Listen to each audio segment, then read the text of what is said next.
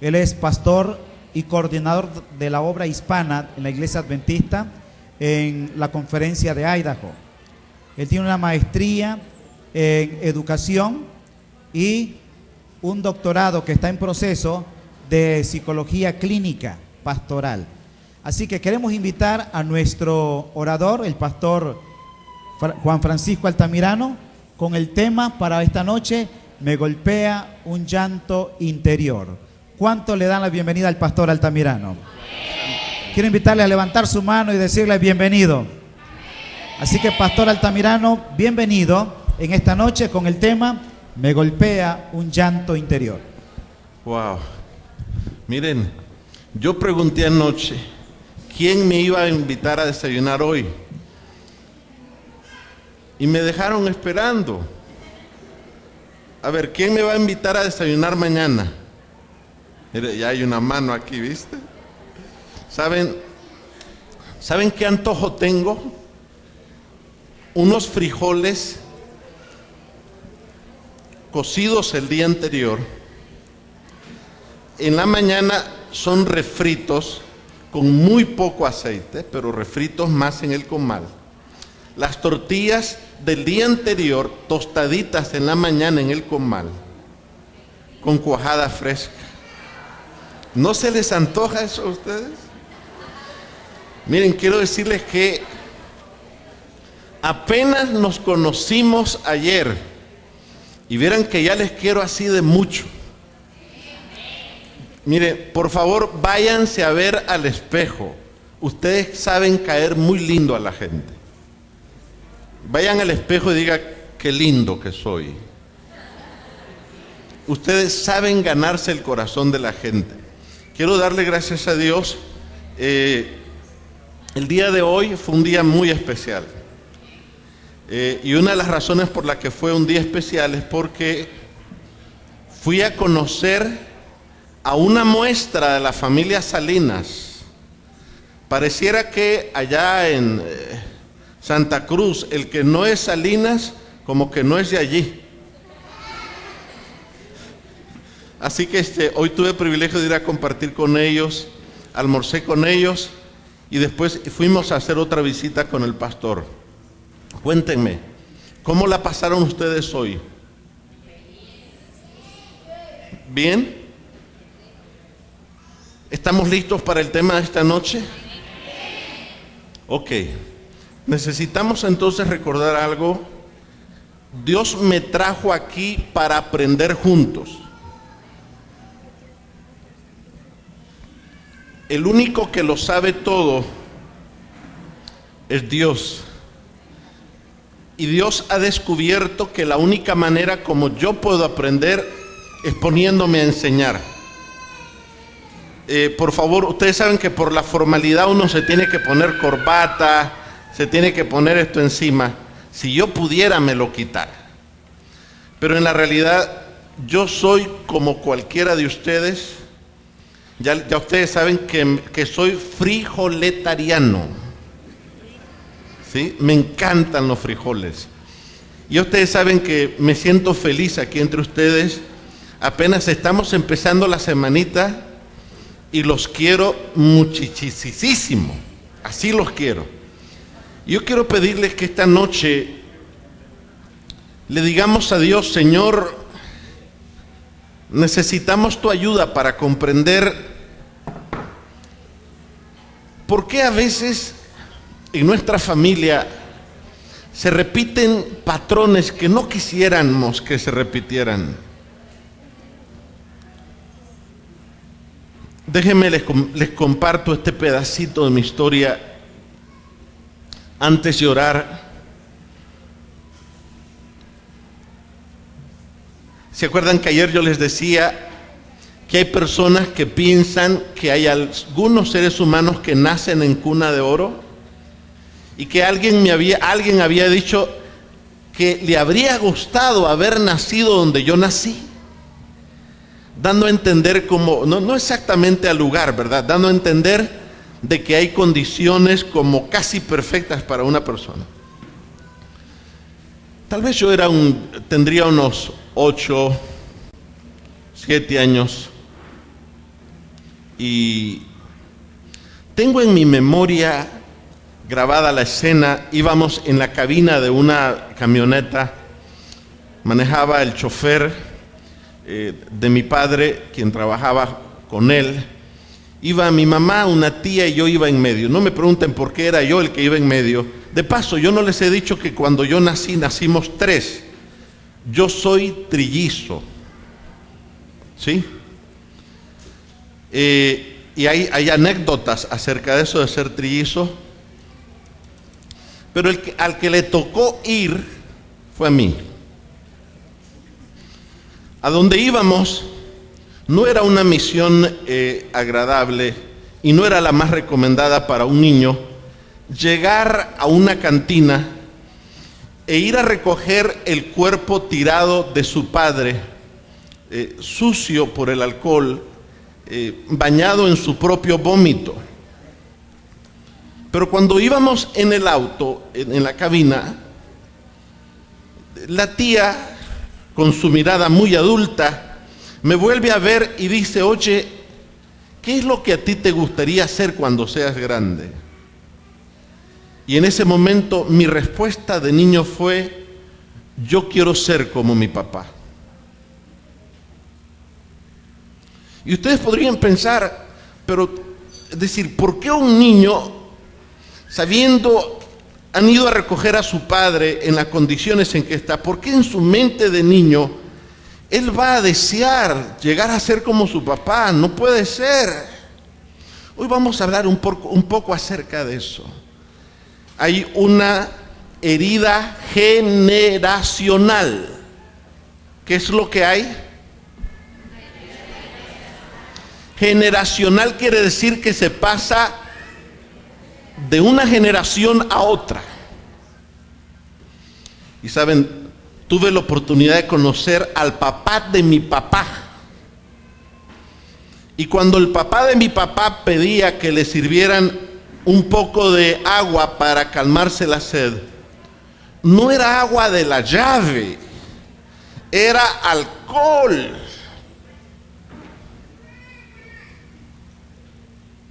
¿Ustedes están siguiéndome lo que les estoy diciendo? De acuerdo a mi herencia generacional, yo debería ser un alcohólico. Yo no debería estar aquí hablando de Dios. Y ustedes han oído a quienes dicen: no, dices que así soy yo y a mí nadie me va a cambiar. Y además, este guaro que me tomo, yo me sudo para ganar lo que yo me bebo.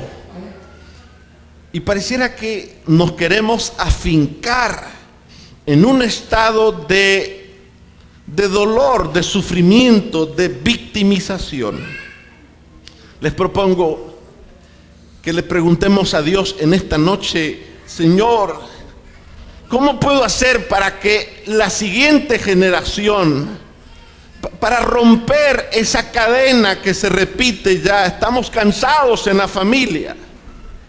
¿Quién va a ser el próximo de la familia que va a caer y va a repetir en lo mismo? Vamos a orar. Padre nuestro, pertenecemos a una familia de personas que enfrentan anormalidades como anormalidades enfrentamos todos los seres normales. Y algunas veces, Dios, quisiéramos gritar hasta los cielos y pedirte ayuda de lo alto. Aquí en la congregación puede estar una madre que está cansada de ver que en su hijita se repitió la misma triste escena de sufrimiento que vivió ella, y recuerda que su madre también vivió lo mismo. Invocamos a Dios el Padre, a Dios el Hijo y a Dios el Espíritu Santo.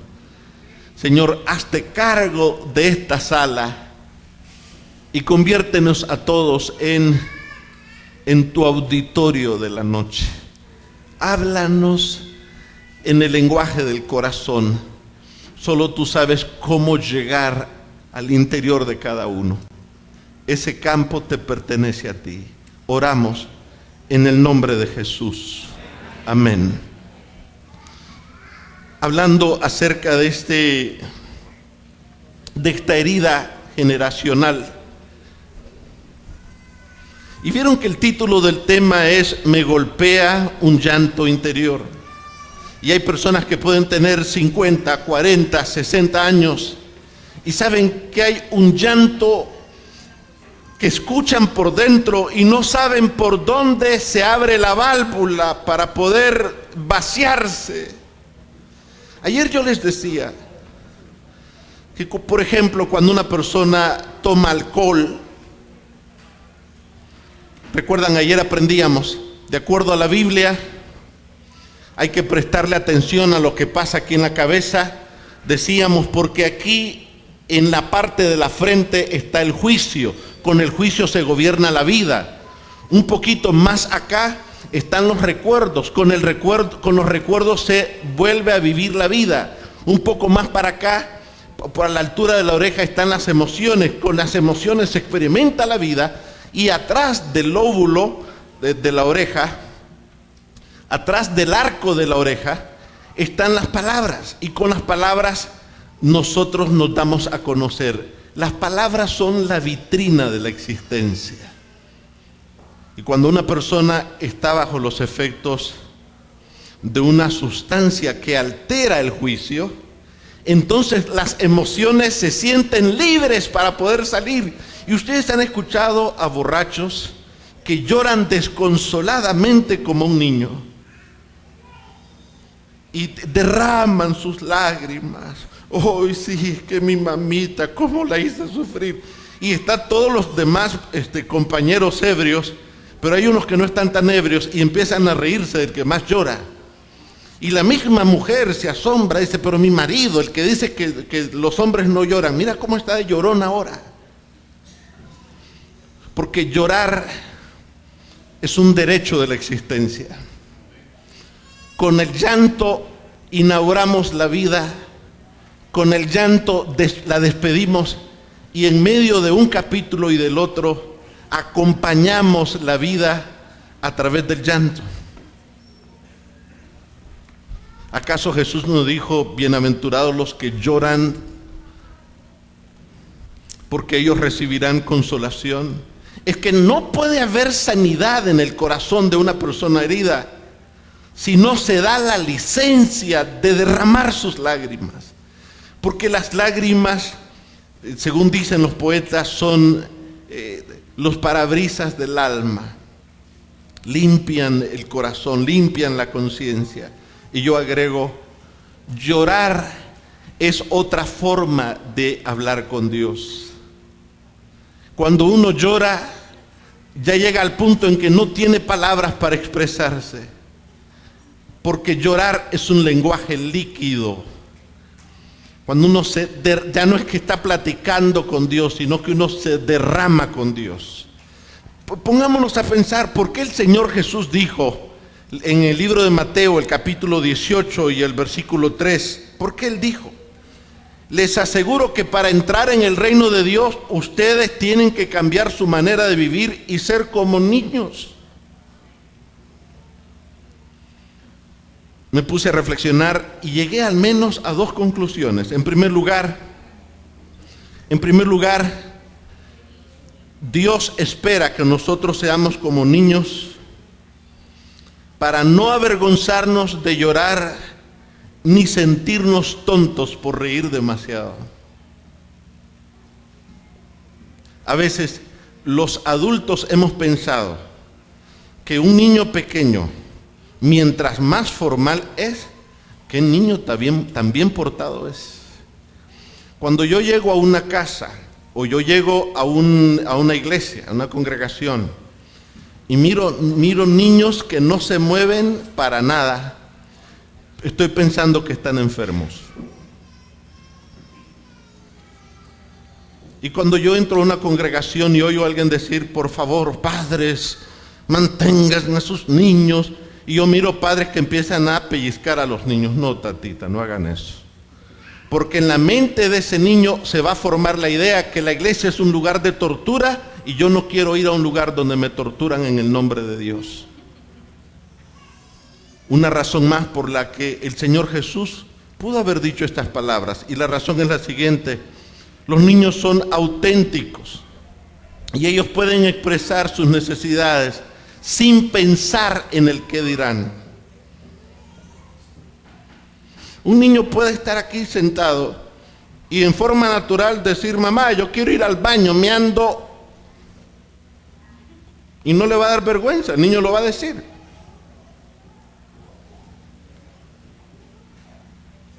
Si no fuerais como niños. Un día pensando, escribí estas palabras.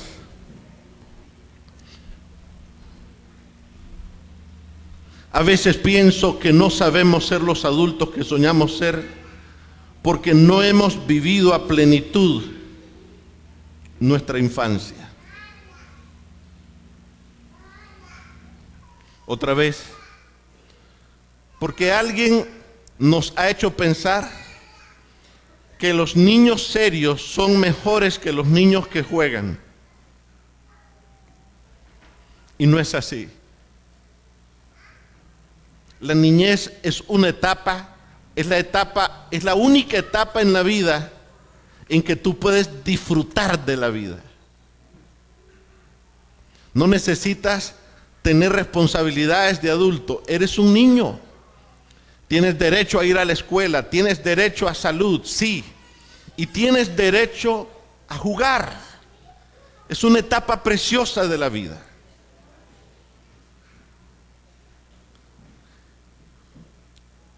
Me llama la atención en la Biblia cuando se habla desde el mismo proceso o desde la misma etapa del nacimiento.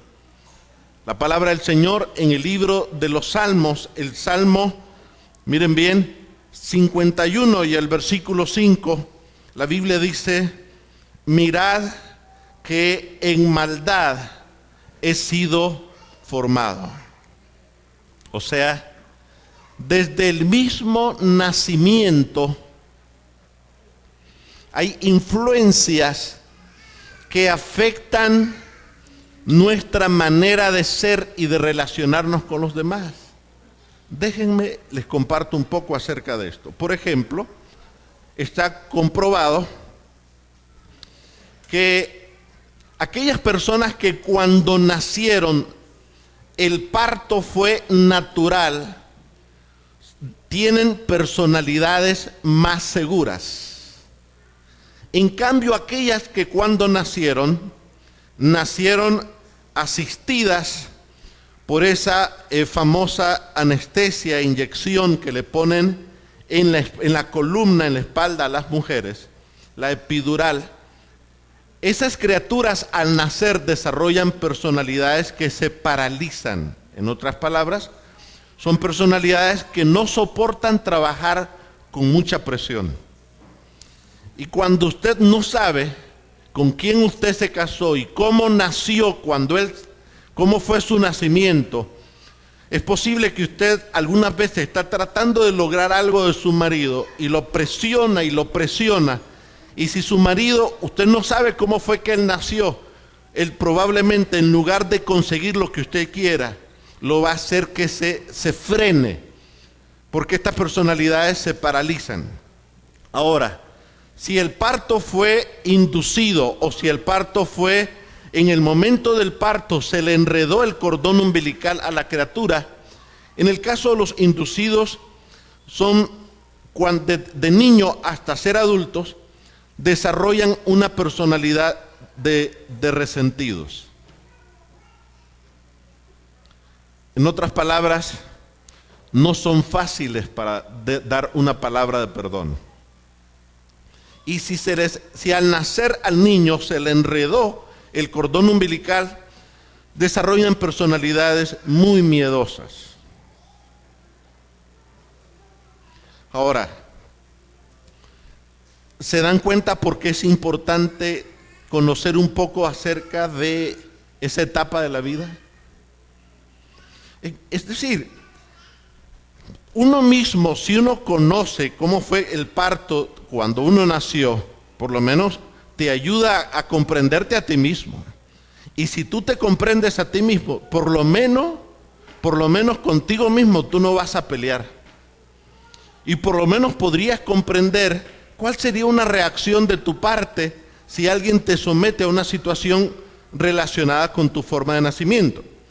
Ahora, si el parto de la persona fue por cesárea o fue por el método forceps, que usan una especie de tenazas, si es por cesárea, son personalidades muy delicadas.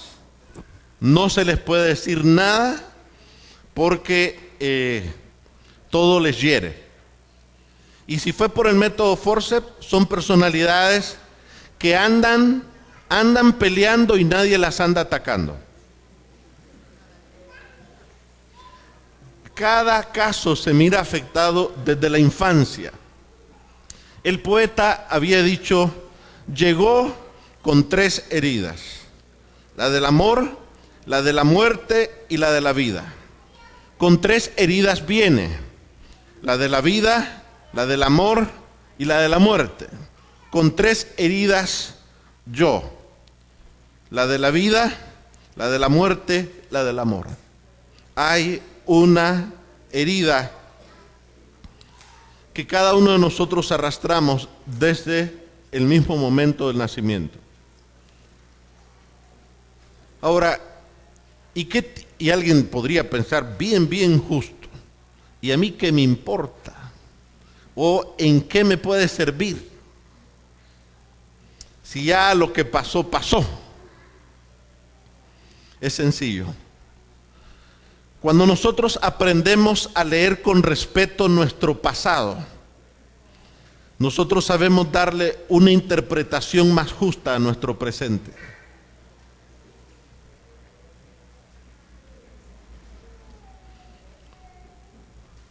Horacio Castillo, un escritor, lo dijo con estas palabras, hablando de ese peso, de esa influencia generacional. Él dijo, todos llevamos como Eneas a nuestro padre sobre los hombros, débiles aún.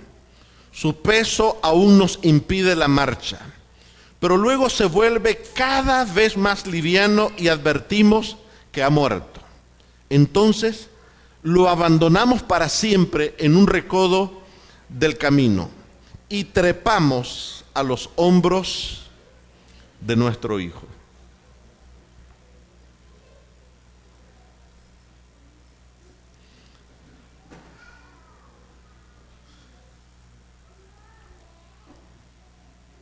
Otra vez, ¿y esto en qué me puede afectar a mí en mi relación con mi pareja?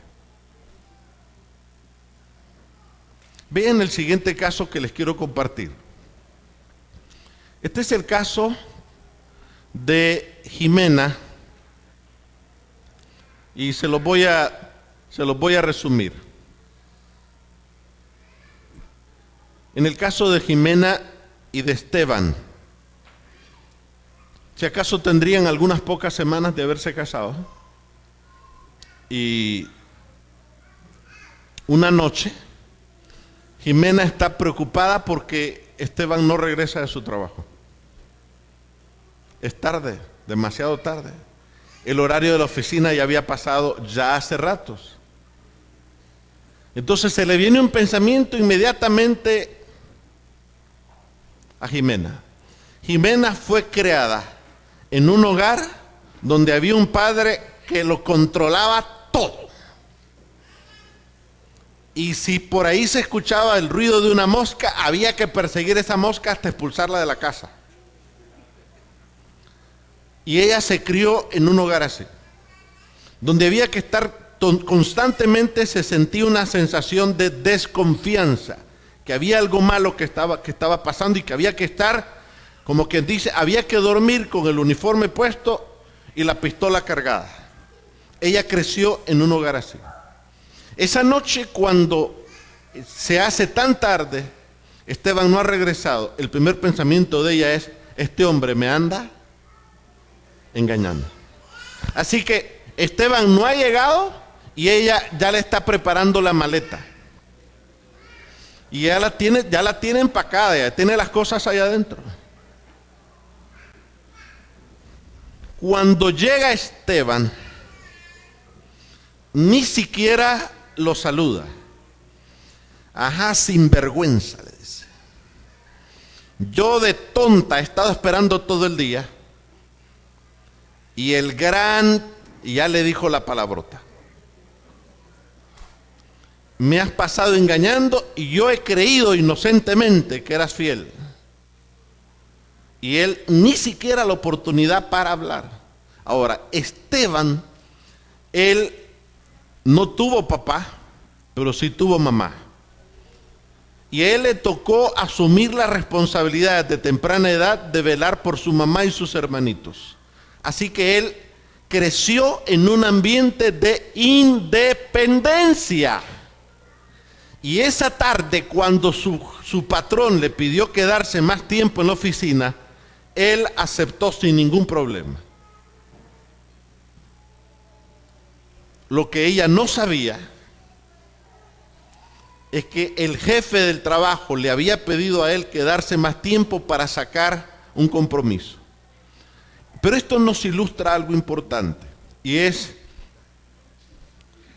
la influencia que ambos habían recibido en su hogar, en su círculo paterno.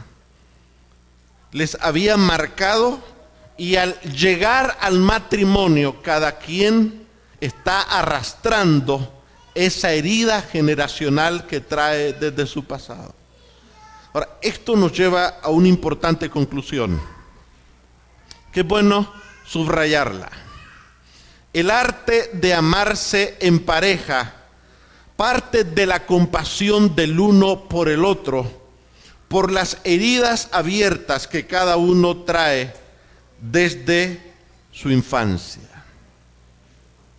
Hay heridas que se arrastran desde la infancia.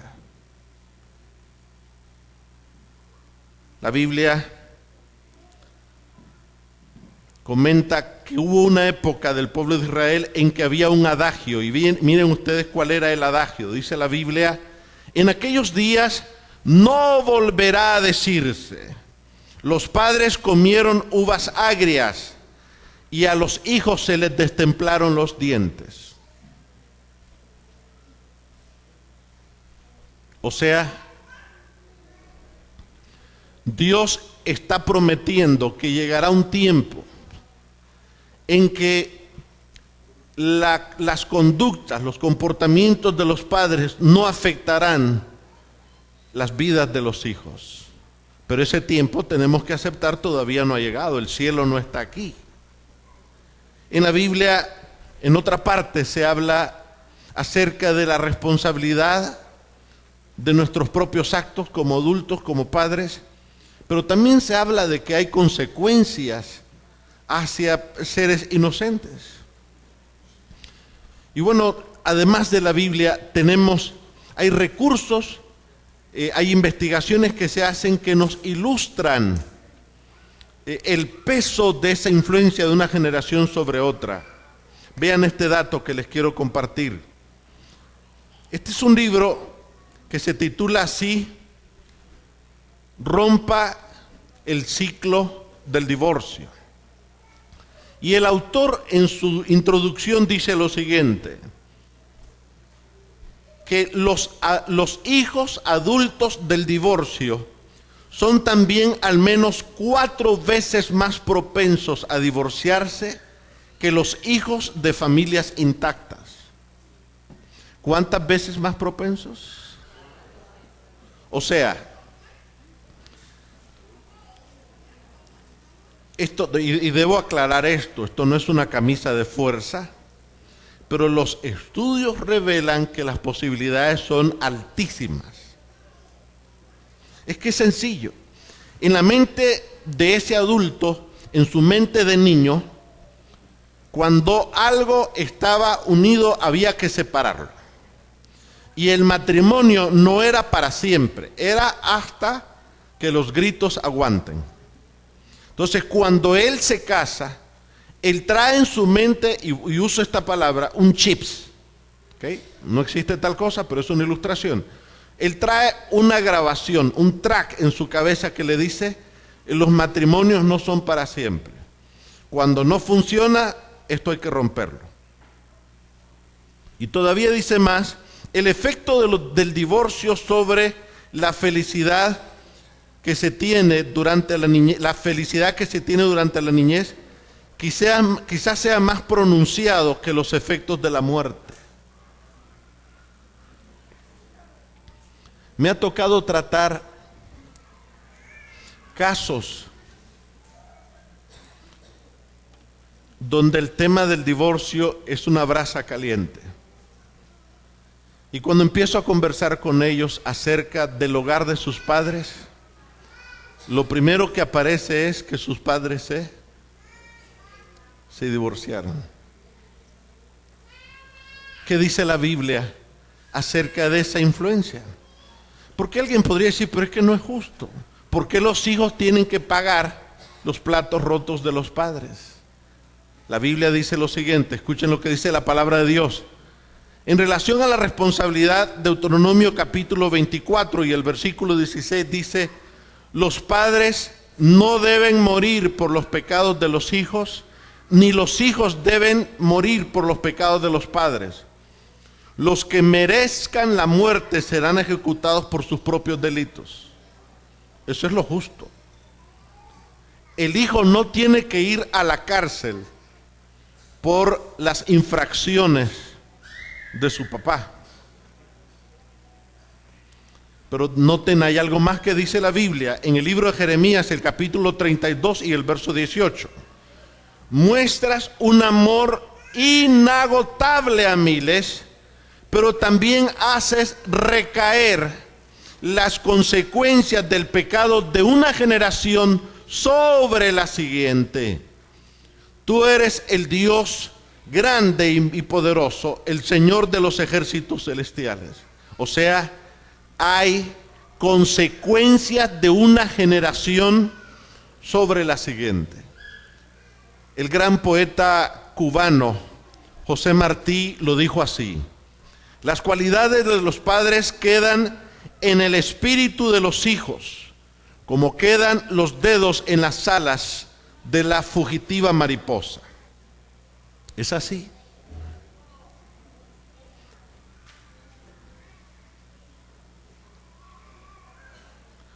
Atendiendo a un caballero, él escribió estas palabras: soy una mentira, no existo. Cuando tenía 1 año, mis padres me tiraron en un orfanato y nunca más los volví a ver. Sé lo que es el hambre, el frío, la soledad y el maltrato. El director era tremendo, perverso, que abusaba de algunos de los chicos. Un día dije, basta. Había corte de luz. Creía que era el momento justo para escapar.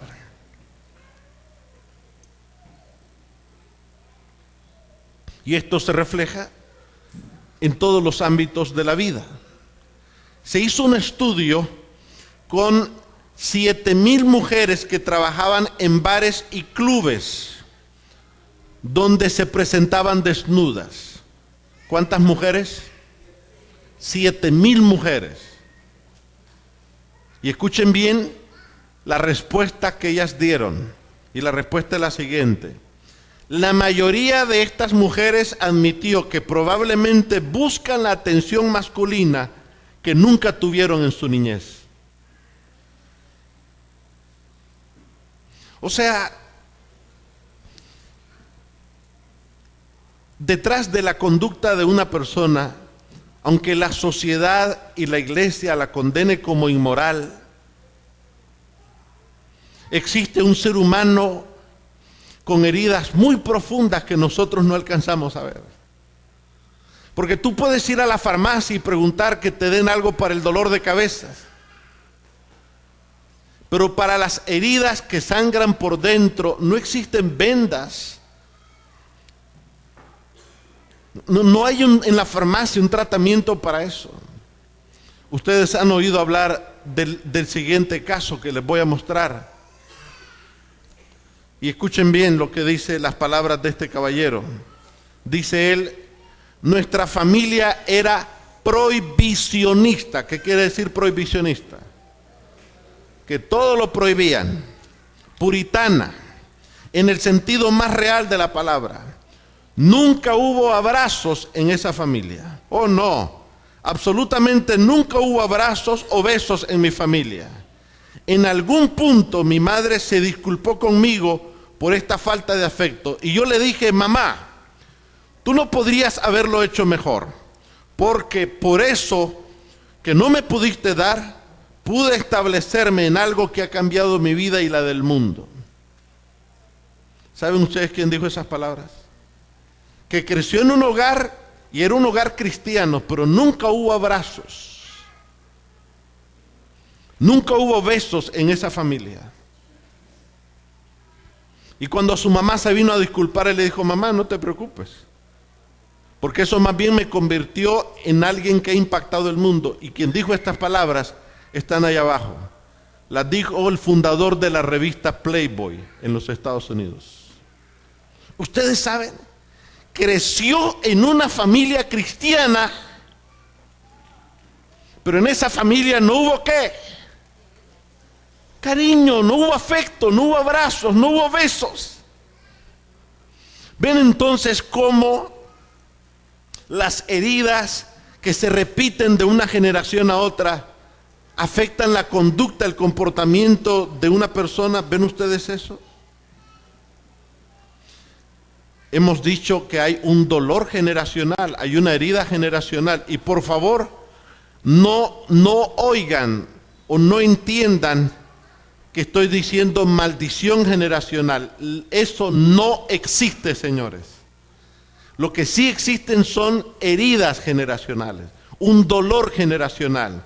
Y la Biblia lo aclara en la ley de Dios. Vean ustedes las palabras del Señor, Éxodo capítulo 20 y el versículo 5. Dice, no te inclines ante ellos ni les rindas culto, porque yo el Señor tu Dios soy Dios celoso, quien no tolerará que entregues tu corazón a otros dioses. Extiendo los pecados de los padres sobre sus hijos. Toda la familia de los que me rechazan queda afectada, hasta los hijos de la tercera y la cuarta generación. ¿Cuántas generaciones se van afectadas por una herida? Hasta la cuarta generación. Se los pongo en perspectiva.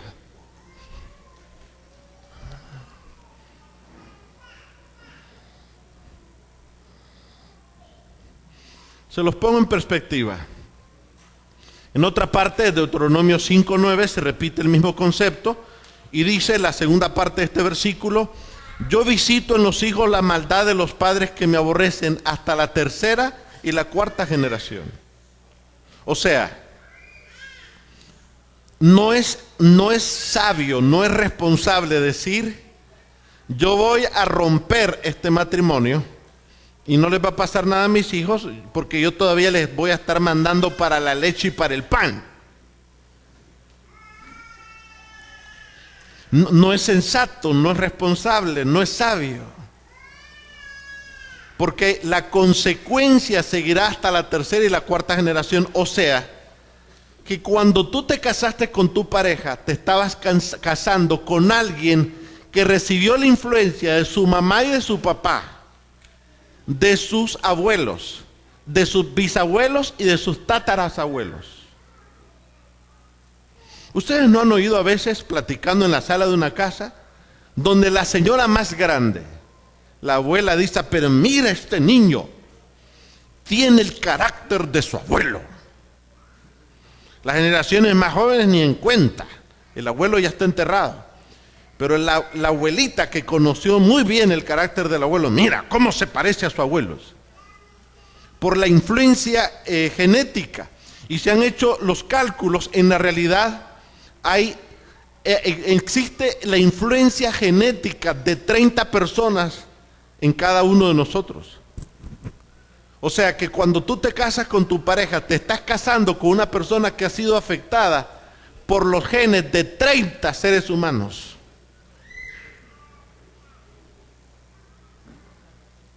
Es decir, esto es un asunto serio. Y de esto no se escapa nadie. Les doy un ejemplo bíblico. Y es bueno que nosotros nos hagamos la pregunta, ¿qué dolor generacional cargamos en nuestra propia familia? Ustedes están familiarizados con esa parte de la Biblia. Hay una frase en la Biblia que se repite y dice, el Dios de Abraham, de Isaac y ¿de qué? Y de Jacob. De paso, a veces nosotros romanceamos con los personajes de la Biblia. Y pensamos, oh, Abraham, el padre de la fe, oh, Isaac, oh, qué momento tan impresionante cuando iba subiendo al monte aquel. Y sublimizamos nosotros esas situaciones reales de la Biblia, donde hay un ser humano. No me vengan a poner en un cuadro romántico, Abraham está levantando un puñal y la criatura ahí, y que me vengan a decir qué momento tan solemne. No, si hubiera sido el chiquillo, yo empujo al viejo y salgo corriendo. Es decir, porque es un ser humano, es un atentado lo que está por pasar. Pero vean algo como, aún en Abraham, el padre de la fe, Isaac, su hijo, y en Jacob, el nieto de Abraham, se repite una herida generacional. Vean ustedes el siguiente cuadro. Tenemos el caso de Abraham, que se fue a casar con su media hermana. Pues ahora imagínense ustedes cómo la herida se repite y su hijo Isaac, el hijo de la promesa, de acuerdo a la Biblia, se fue a casar con su prima. Y su hijo Jacob, nieto de Abraham, de acuerdo a la Biblia, él no se fue a casar con una prima, sino con dos primitas.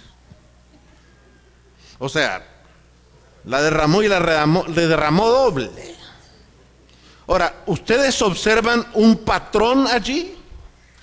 De Abraham pasó ahí de Isaac, y de Isaac pasó ¿a quién? A Jacob. Dice, pastor, pero ¿cómo si eran personajes de la Biblia? Hello, pueden ser de la Biblia tapa negra, letras doradas, pero son seres humanos. Y Dios ha dicho en su palabra que esa herida se traslada hasta la tercera y hasta la cuarta, ¿qué? Generación. Yo les pregunto a ustedes,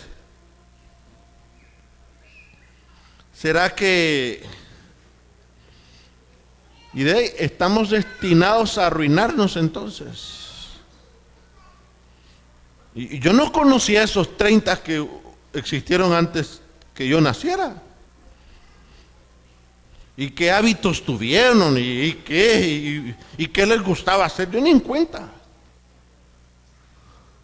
Entonces, podría dar la impresión que estamos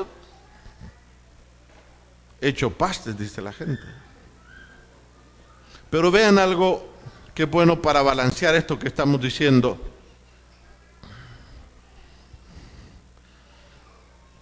No existe tal cosa como un fijísimo genético. Está bien. Hay más de 7,000 enfermedades que andan de gratis, que se pasan de una generación a otra.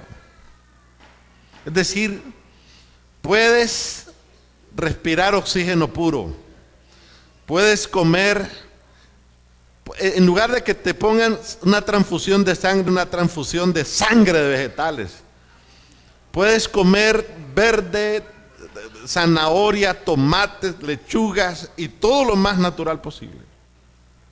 Pero de la influencia genética no te vas a salvar nunca.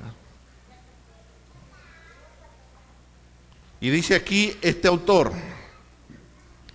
ciertamente los determinantes genéticos existen, puesto que actualmente hay descritas 7,000 enfermedades hereditarias, pero eso no significa que el hombre esté determinado genéticamente.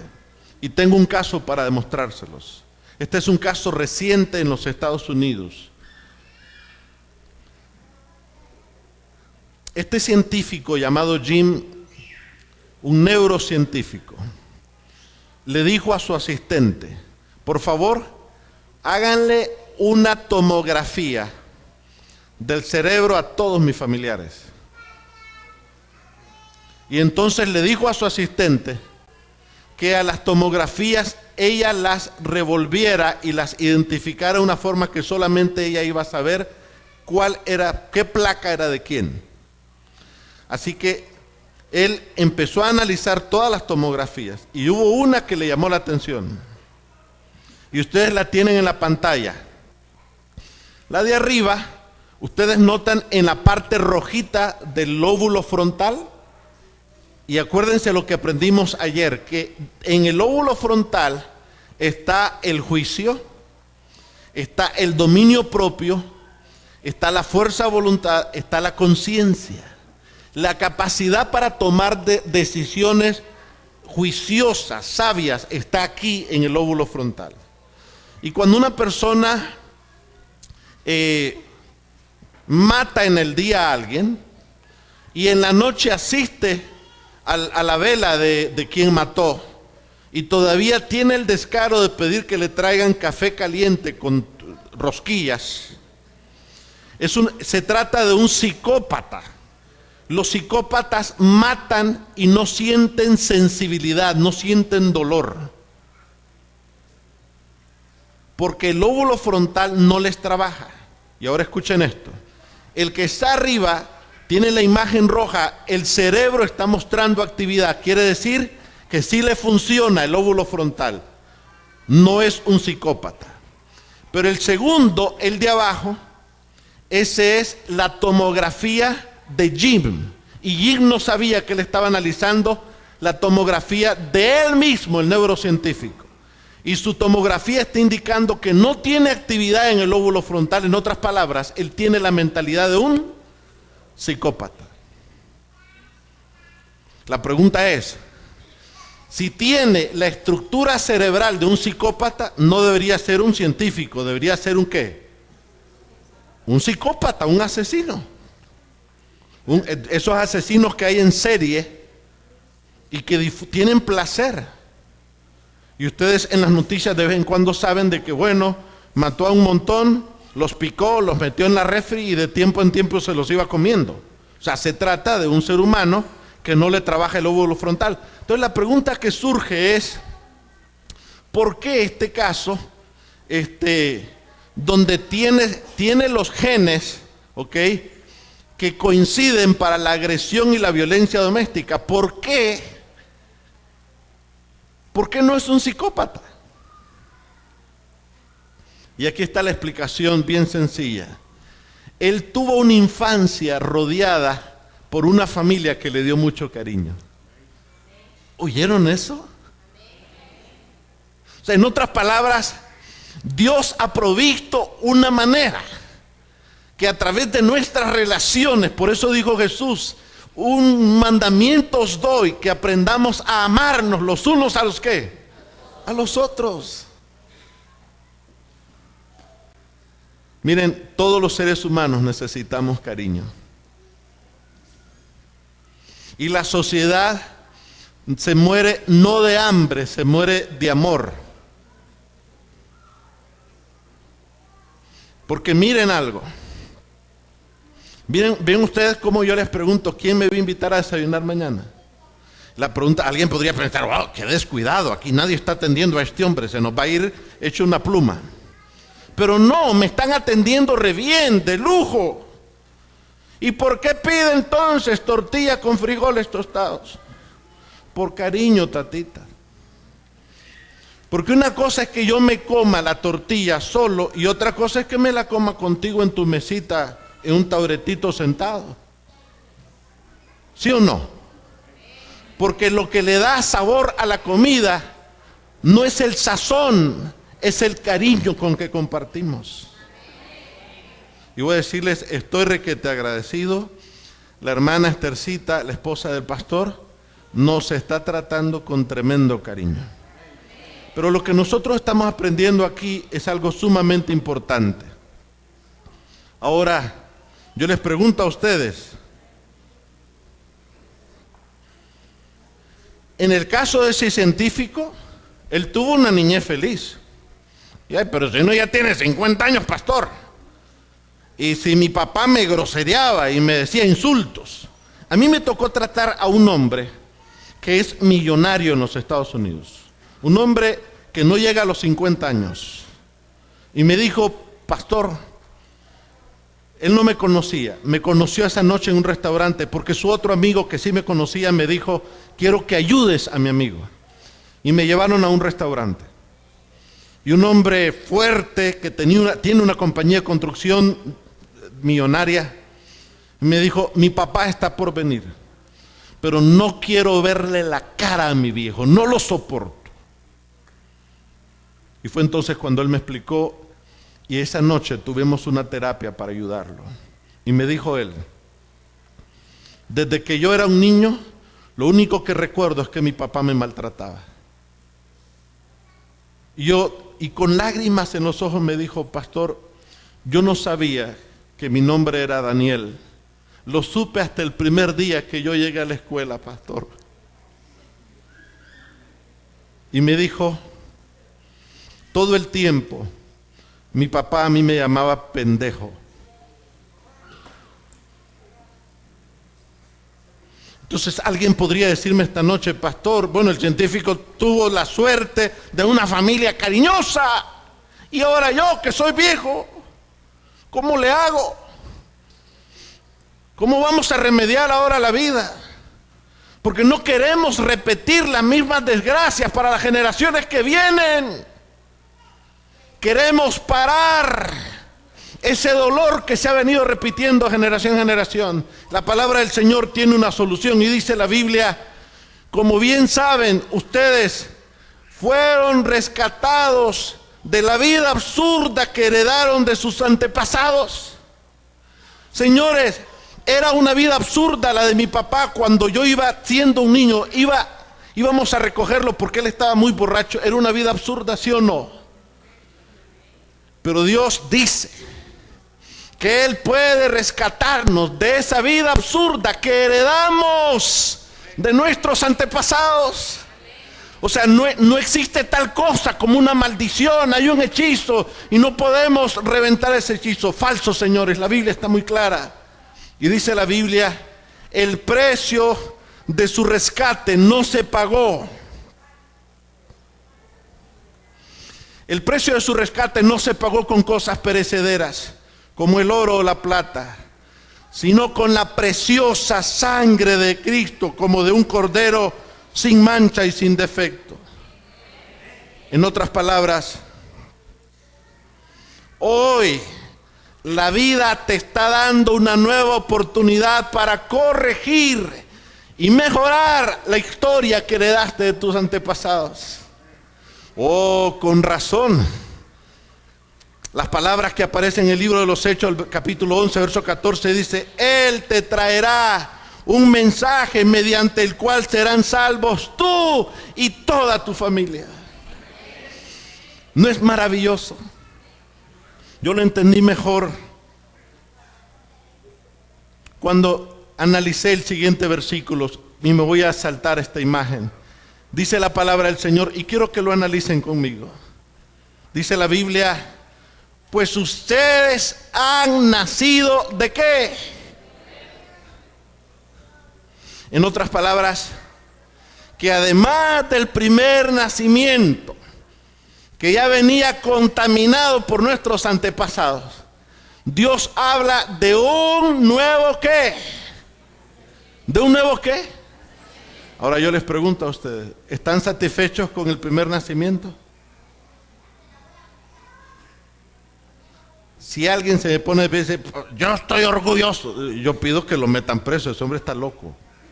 O sea, después de lo que hemos hablado esta noche, seamos francos, necesitamos una corrección, no podemos seguir en esa ruta de dolor de una generación a otra. Y la Biblia dice aquí, el Señor, ustedes han nacido de nuevo, no de simiente perecedera, sino de simiente imperecedera. Y ahora voy a aclarar algo.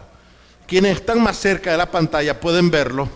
La palabra simiente, uno ni la usa en la calle, y uno ni sabe qué significa eso. La palabra en la realidad se traduciría mejor como semilla.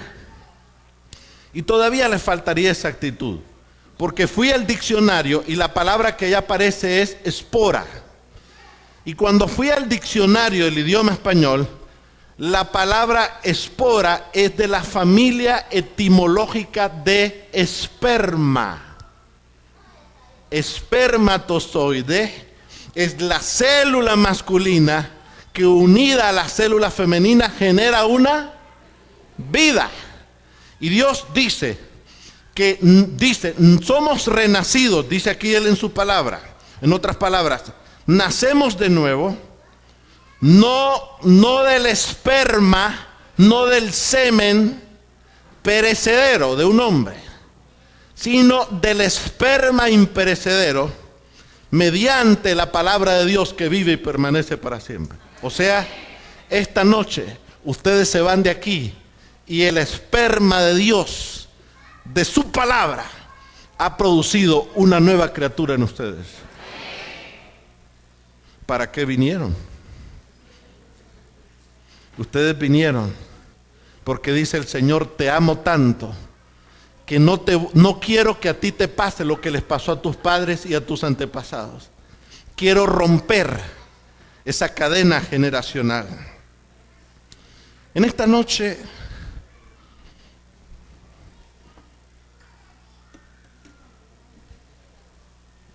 yo quiero decirle a Dios: te doy las gracias porque existe un nuevo nacimiento.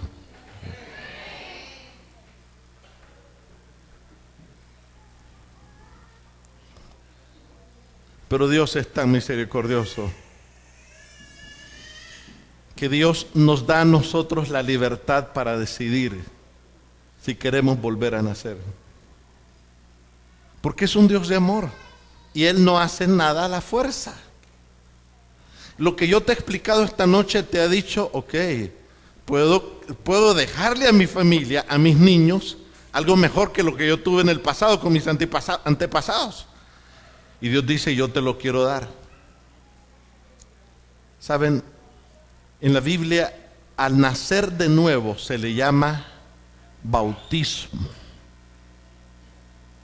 Por eso cuando el Señor Jesús tuvo aquella conversación con Nicodemo, Jesús le dijo: es necesario nacer ¿de qué? De nuevo. Y le dijo: ya no es de carne, ya no es de sangre, sino ahora nacer de nuevo por el Espíritu Santo. Yo quiero orar en esta noche por alguien que quiera decirle a Dios: ayúdame a nacer de nuevo. No sé cómo funciona eso. Y escuchen bien, no quiero que se pongan de pie los que se sienten seguros y digan: yo sí sé lo que yo voy a hacer, yo puedo valerme por mí mismo, yo soy capaz. No, si usted es capaz, lo siento, este llamado es para aquellos que nos consideramos incapaces, que no podemos cambiarnos a nosotros mismos, y lo mejor que podemos hacer es fallar. No sabemos hacer bien las cosas, sino que lo único que se nos sale bien es fallar. Este llamado es para ustedes, que tú le quieras decir a Dios: Señor, ayúdame, yo quiero nacer de nuevo, pero no sé cómo funciona eso. Te felicito. ¿Hay alguien más aquí que quiera ponerse de pie? Note bien, te estás poniendo de pie para decirle a Dios: Señor, ayúdame, yo quiero nacer de nuevo, no sé cómo hacerlo. Le he pedido a mi querido amigo William que él cante. Este llamado de Dios es para tu corazón. Dios siempre está allí.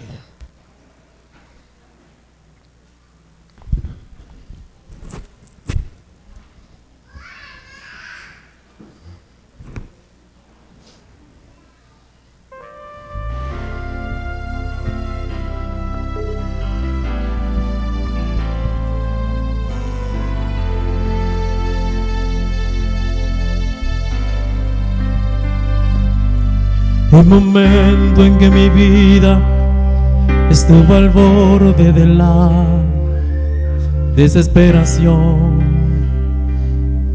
tú estabas ahí. Cuando sentía que mis fuerzas se agotaban y ya no podía más, tú estabas ahí.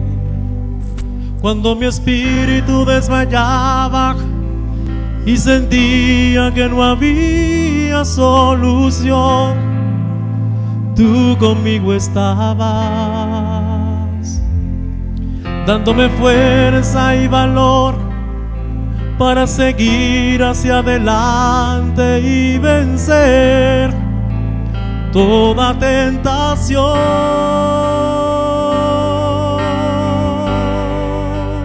Tú siempre estás ahí. En medio de mis problemas, tú estás ahí. Cuando en mi vida no había solución, tú conmigo estabas, guiando mi vida.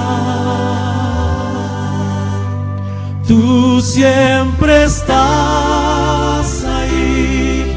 En medio de tus lamentos, tú estás ahí, enviando tu ángel hacia mí, soplar con sus alas, dándome fuerzas para yo seguir.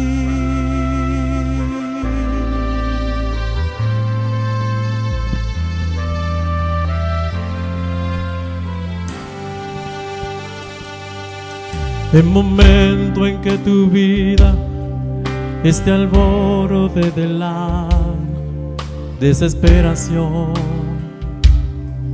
Dios está ahí.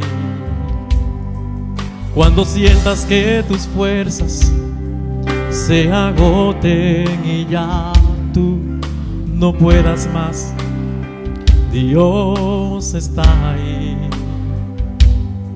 Cuando tu espíritu desmaye y sientas que para ti no hay solución, Dios contigo está, dándote fuerza y valor para que sigas hacia adelante y puedas vencer toda tentación.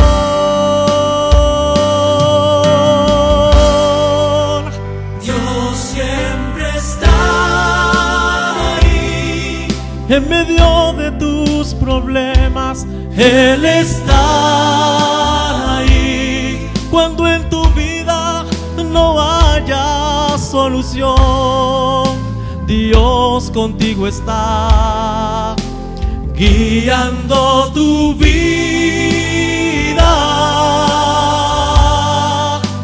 Dios siempre está ahí. En medio de tus lamentos, Él está ahí, enviando su ángel hacia ti, soplar con sus alas, dándote fuerzas para que puedas seguir, para que puedas seguir. Dios siempre estará ahí. Amén. ¿Quieres orar conmigo? Quiero que repitas estas palabras después de mí. Señor Jesús,